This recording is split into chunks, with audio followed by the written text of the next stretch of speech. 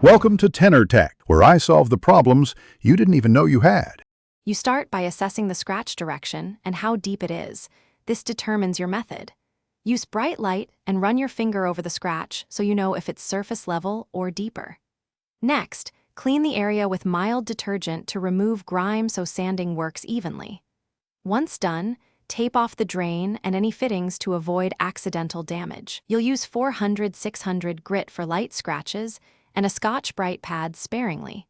Always move with the grain to avoid new marks. You now begin wet sanding. Keep both the sandpaper and surface wet to minimize heat and scratches.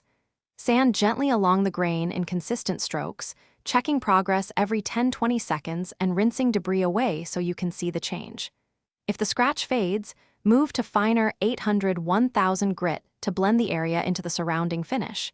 This reduces visible feathering. Finally, use a Scotch-Brite pad with the grain to recreate the factory satin look. Light pressure and steady motion. You finish by polishing the repaired area to restore shine.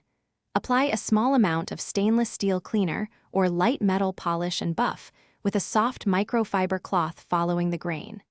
Make sure to rinse and dry thoroughly to remove residue, then apply a thin coat of mineral oil to reduce future water spotting.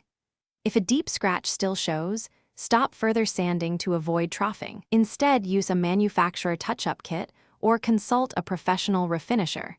This prevents worsening the sink and preserves structural integrity.